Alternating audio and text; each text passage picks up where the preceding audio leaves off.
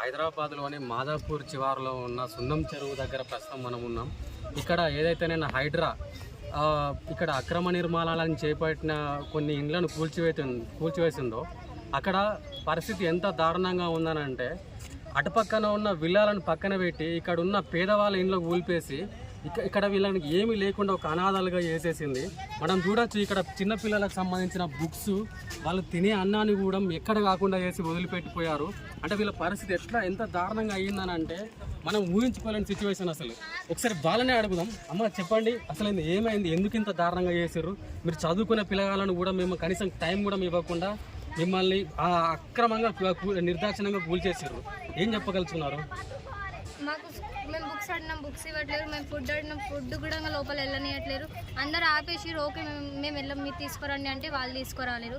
సరే మీరైనా మమ్మల్ని అయినా పంపించండి, మీరైనా పంపించండి, మా పేరెంట్స్ ఎవ్వరు వెళ్ళారంట. వాళ్ళ సేఫ్టీ వాళ్ళు చూసుకోరు. ఇంకోటి మాకు ఈరోజు ఎగ్జామ్స్ ఉన్నాయి. యాక్చువల్గా అయితే ఎగ్జామ్స్ ఉన్నాయి. మేము ఇంకా ఈరోజు ఎగ్జామ్కి అటెండ్ అవ్వడానికే టీచర్స్ కాల్ చేస్తున్నారు. టీచర్స్ కాల్ చేసినా కూడా వాళ్ళు మా పేరెంట్స్ మేము చెప్పుకోలేని పరిస్థితిలో ఉన్నాం. యాక్చువల్గా వాళ్ళకి ఏం చెప్పాలి? ఈరోజు ఎగ్జామ్స్ ఉన్నాయి, రా ఏమైంది? వాళ్ళు మా పేరెంట్స్కి క్వశ్చన్ చేస్తే ఏదో ఒకటి చెప్పి అయినా సరే మా పేరెంట్స్ అట్లా ఉన్నారు. కానీ మేము చెప్పుకోలేని పరిస్థితి. మా ఫుడ్ కానీ మా బుక్స్ కానీ ఇంకా 4 months అయితే నేను 10th వెళ్తే వాడేమో 8th ఉన్నారు.